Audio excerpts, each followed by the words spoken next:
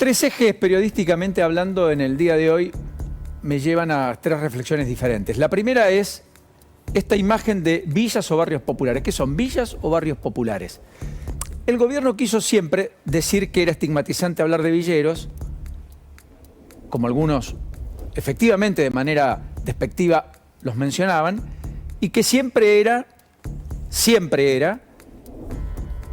la idea comunicar que acá lo que hay son barrios populares. ¿Cuál es la curiosidad? La portavoz del gobierno, Gabriela Cerruti, hoy da una conferencia de prensa. A todos no. Los medios tradicionales pudieron estar, pero no preguntar. ¿Estaba dirigida a quién la conferencia de prensa? Justamente a los medios villeros. ¿Cómo? Sí, a los medios villeros. Y así lo dijeron y así lo anunciaron en horas del mediodía. Estaban presentes Mundo Villa, Mundo Sur, FM Sin Fronteras, Berretines Audiovisuales, Cristo de los Villeros, Centro de Producción Fuerte, Apache, Villa Itatí Televisión, patriagrande.com, La Nuestra Televisión. Fue una conferencia de prensa de Gabriela Cerruti con los medios a los que el propio gobierno determinó villeros. Yo creo que hay una particular observación inicial al respecto. Pongámonos de acuerdo, ¿son barrios populares o son villas? ¿Los queremos denominar de ese modo o no? ¿El gobierno tiene una monolítica forma de denominarlos? Más allá de que es poco relevante si es uno o lo otro, lo que hay que hacer es cambiar esto. Miren cómo se vive en los niveles de hacinamiento en los cuales transcurre la vida, los niveles de inseguridad, con la penetración del narcotráfico que en muchos de esos lugares existe, con la marginalidad, con el mal vivir, con la falta de educación, obras de infraestructura, sistema sanitario y tantas cosas que podemos mencionar o decir, o recolección de residuos y tantas otras cosas. Falta de cloacas, de agua potable, de una sana conexión eléctrica o en su defecto de instalación de gas. Ahora, más allá de todo eso, creo que en el gobierno hay ahí cuanto menos una contradicción. En esa alocución, Gabriela Cerruti deja algunos títulos. El primero es: no tenemos estallido porque la ayuda social llega a los sectores más vulnerables. O sea, reconoce que hay una situación crítica, límite. Quizás lo de Bernie de ayer mostró una cara. Los cortes de luz sobre comienzos de este año, en marzo, hace un mes, también mostraron otra cara, donde todo parece estar al límite. Bueno, Cerruti decía esto. Desde el Estado, desde el gobierno y desde el tema de la inseguridad, nosotros primero, obviamente que cada una de las muertes por inseguridad nos duele como la primera, ¿no? La del colectivero, el chofer ayer, el femicidio de Cañuelas hace unas semanas atrás, el joven venezolano en Palermo hace un tiempo atrás. No nos parece que algunos temas tengan que ser motivo de escándalo y de tapa de los diarios porque se le puede de esa manera pegar a tal o cual político o partido de espacio político y otros pasan desapercibidos porque si no se le pega a tal o cual espacio político. Una muerte en la ciudad de Buenos Aires para nosotros es tan grave como una muerte en el Gran Buenos Aires, como un femicidio, y en ese sentido nos ocupamos de todos y de todas con la misma convicción y con el mismo compromiso. Ustedes saben también como yo, porque viven en las zonas normalmente marcadas como más inseguras, digamos, que tampoco es así, digamos, ¿no? Que hay un tema también bastante de prejuicio, porque lo de Palermo sucedió en pleno Palermo, digamos, porque los femicidios suceden en las casas de las víctimas y uno de los lugares más peligrosos para las mujeres y para las infancias son sus propios hogares, muchas veces. Entonces, la verdad es que sacados los prejuicios, nosotros sí sabemos que hay una causa central de la violencia y de la inseguridad que tiene que ver con la injusticia, ni siquiera con la pobreza, sino con la injusticia y con la desigualdad. Digamos, no es porque donde hay más pobreza va a haber más inseguridad, donde hay más desigualdad hay más inseguridad, porque hay un enfrentamiento de frontera casi entre grupos y entre sociedades, que algunos acceden a algunas cosas y a otros no, y muchas veces algunos acceden a algunas cosas en detrimento de los otros, digamos. Entonces, en esas zonas de frontera y esas zonas donde rige la desigualdad y donde rige la inequidad es donde más se llevan adelante, donde más permeable es la inseguridad. Entonces,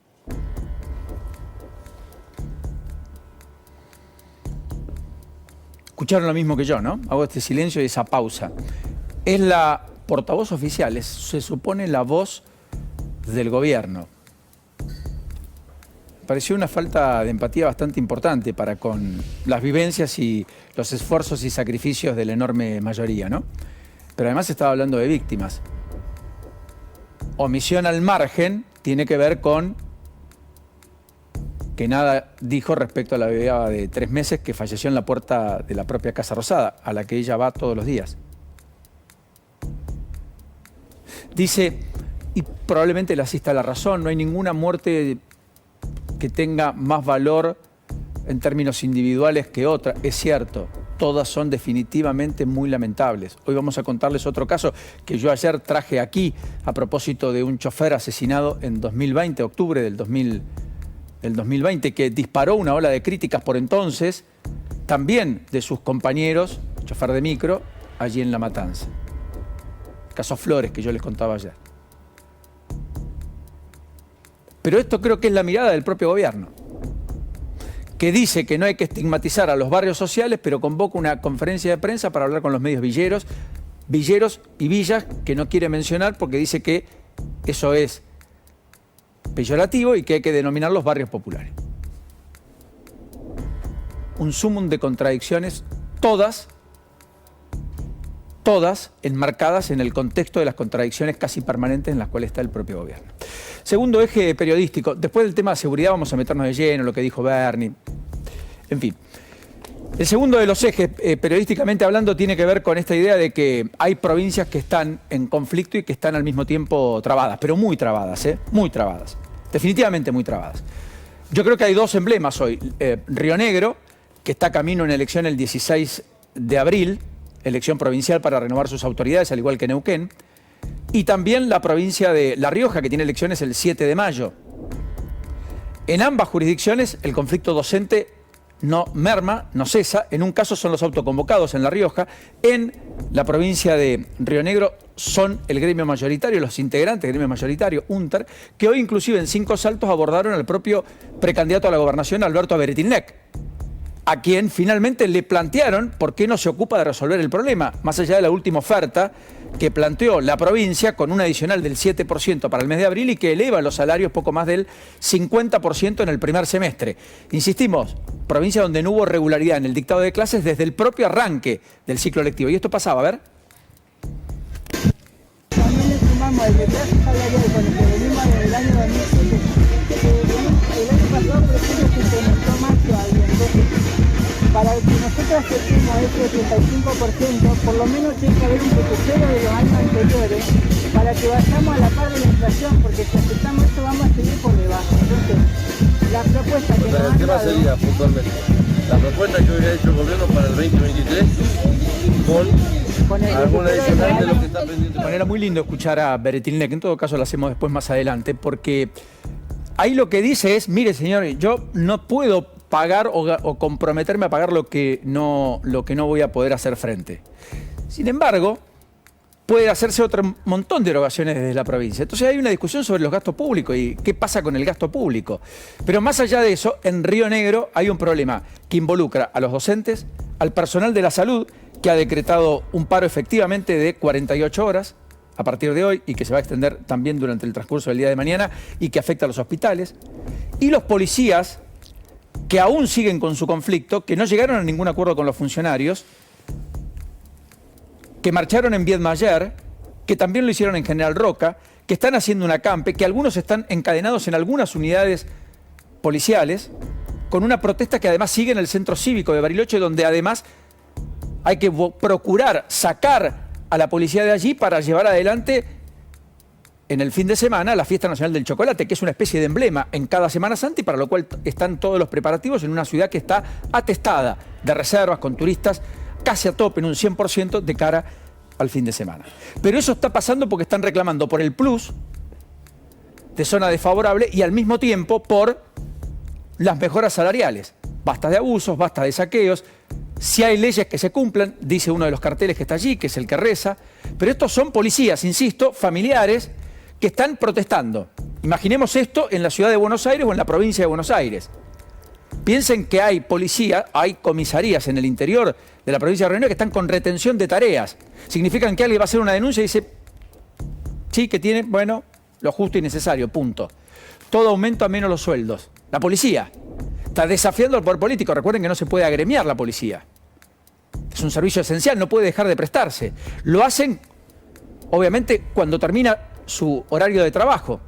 Pero ya ha tomado tal fuerza y tal dimensión que empieza a preocupar a las autoridades de manera extrema. Docentes, trabajadores de la salud, policías.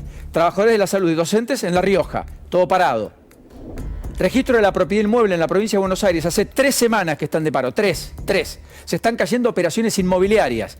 Gente que pide los informes, cerró un acuerdo para comprar una propiedad, manda a pedir los informes y esos informes no vuelven. Por lo tanto, se cae la operación en el periodo que habían establecido. Se vencen los informes.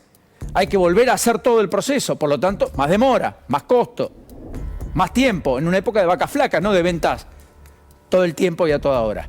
Registro de la propiedad inmueble, provincia de Buenos Aires, La Plata, parado.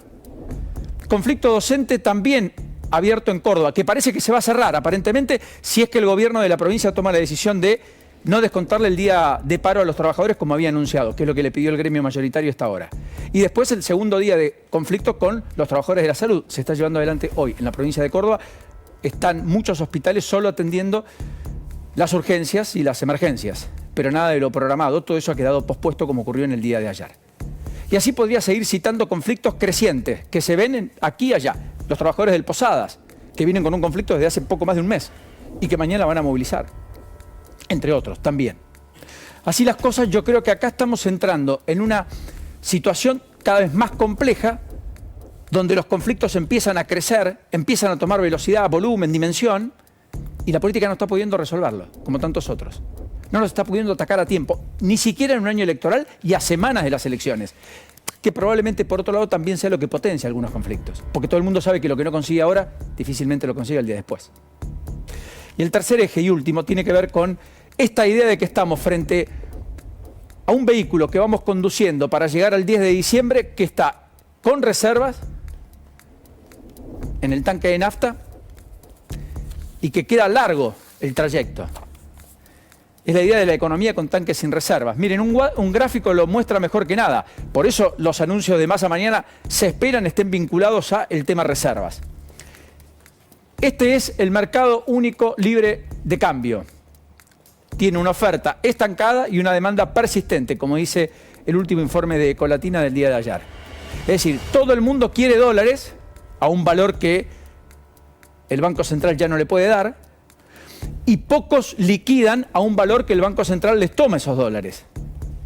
Con un sector agropecuario que además en el segundo trimestre de este año, el que empezó esta semana, tampoco va a tener mucho que liquidar porque la sequía ha sido letal y las producciones merman entre un 30 y un 60% respecto al año pasado. Por lo tanto, vamos a tener problemas, yo diría, mayúsculos, hasta inclusive que nos pueden llevar a importar mucha soja para poder procesar, porque si no, no va a haber molienda, no va a haber aceite de soja para exportar. De acuerdos que ya se hicieron con distintos lugares o distintas empresas en distintos lugares del mundo. O sea que efectivamente estamos en la perspectiva de esa combinación, donde todo el mundo quiere importar a ese dólar mucho más barato que el paralelo, que tiene una brecha de casi el 100%, 2.15 el oficial, 2.17 ya contra los 400, versus aquel que no está dispuesto a liquidar a ese dólar de 2.15.